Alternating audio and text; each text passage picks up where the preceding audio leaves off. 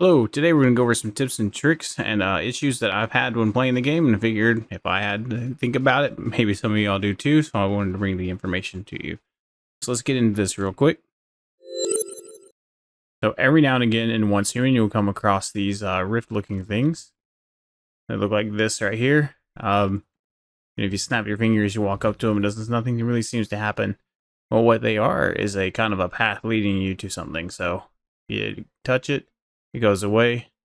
You need to look around and see where the next one is. So the next one is over there. Now we'll head that way.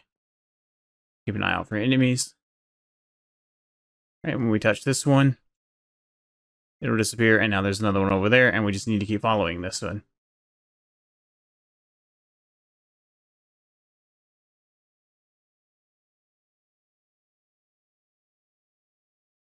All right, there we go. And you can see at the end, there's a chest. So yeah, you'll get a reward by following those. Sometimes it's a lot longer, sometimes it's short. This one was short, so that works out.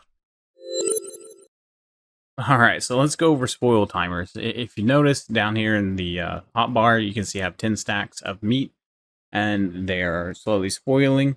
When that first stack, when it spoils, the entire stack spoils, right? So I don't know if that's on purpose or if they meant for it to only spoil one piece at a time, or if, it's like, or if the game's designed to say, hey, all of these meat was cooked at the same time, carrying your inventory at the same time, so it would all spoil at the same time, right? That would be, realistic logic, right?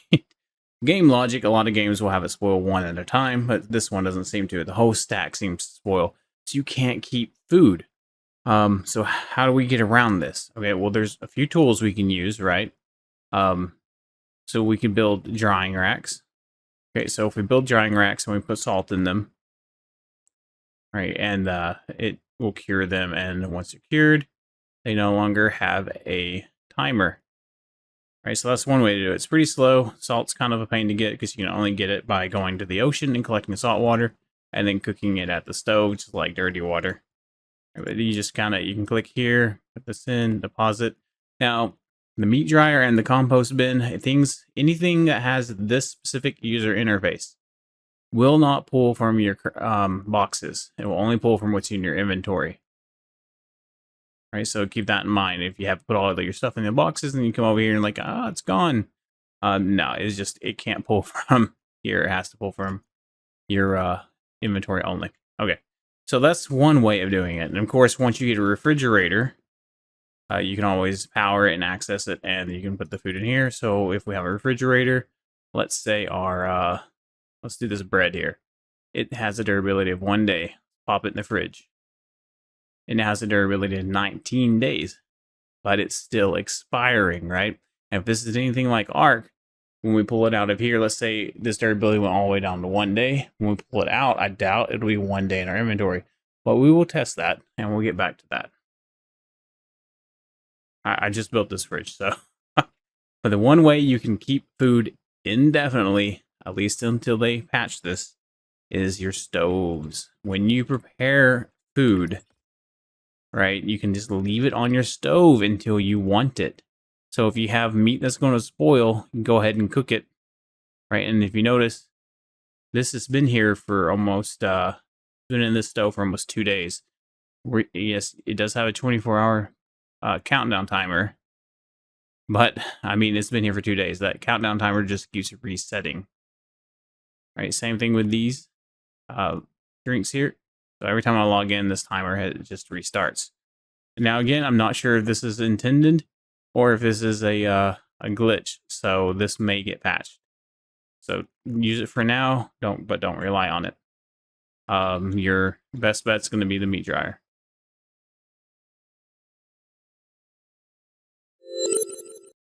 All right, so a quick tip. You may not need it, but some of you may. You notice in our health bar, down at the bottom of the HUD, at the very bottom center of the screen, we have a health bar, and you can see this black shiny bar over next to it. And that shiny bar, as that shiny bar goes up to the left, it reduces your health bar, and it reduces the overall health you can always have. You can make sanity recovery items. There's jelly, sanity gummies, and food and drinks and stuff you can make to recover sanity. But if you're at your base, you can just lay in the bed and you'll recover sanity that way. And it's always good to recover from your sanity so that you can live longer. My cat floating away because I built the wall. Yeah. I bet it's too close to the wall. My cat can't sleep next to me. All right, let's say you find a place you want to move your base to. So how do you actually do it? Everybody says it's the one button click move your base, right? But how do you actually do it? All right, so you find prime real estate. We'll say probably not this, but we'll say this is for now. Hit B to go into building, right? Okay, so once you're in here, if you look on the left side, there's a thing that says Z, move territory. That's pretty much what I have to do. Hit Z, right? Then your territory appears, and you need to place it the way you want it. A little bit harder said than done. It's kind of hard. It kind of puts you inside your base, and it's kind of hard to see it. But especially if you have a big base going. Yeah, and then you just place it like any other building structure, and it moves your base. All right, so you find yourself out and about, far away from base, and you think you might be getting into a situation where you might die.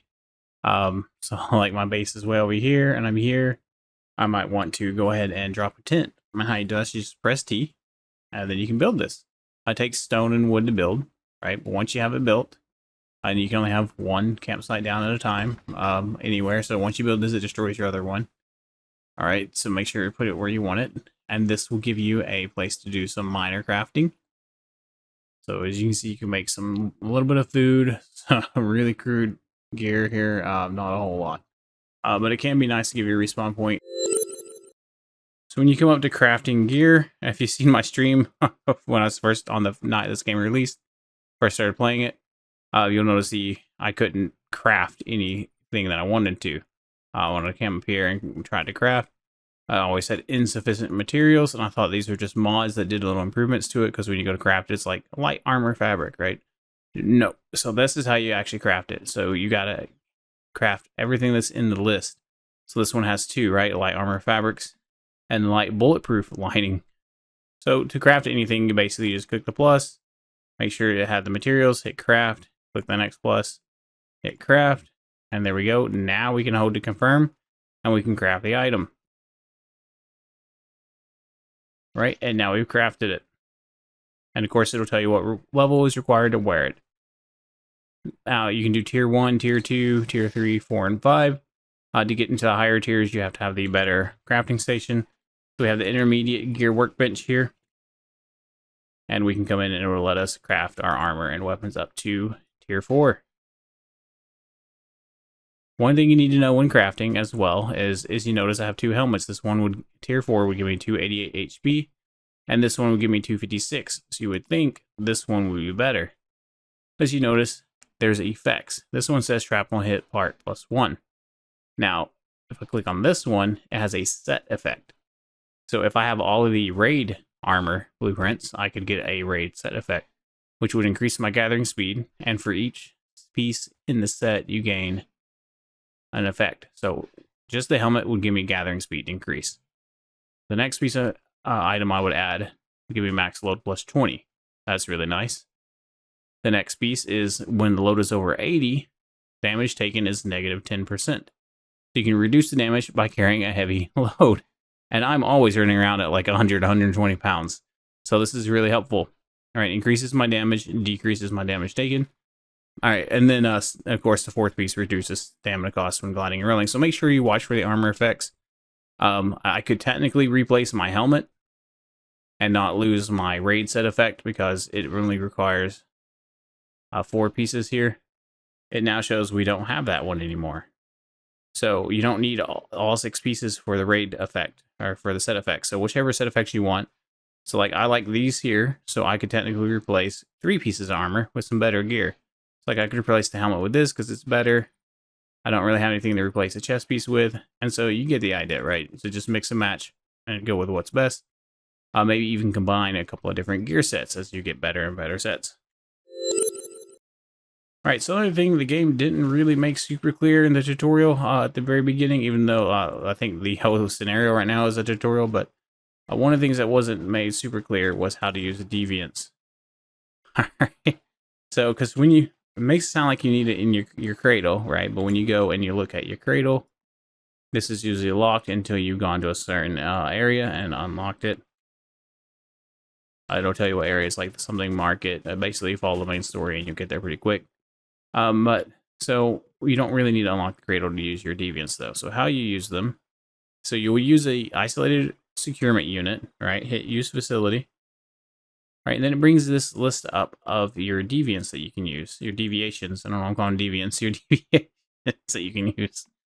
So we could put that in there, right? And then we have to hit use again, right? And then synchronize to cradle on the bottom right if it's a combat one, right? And so if you wanted to switch from your butterfly to the samurai, you could just come in here and sync, and then it would switch, and you would have the samurai in your backpack.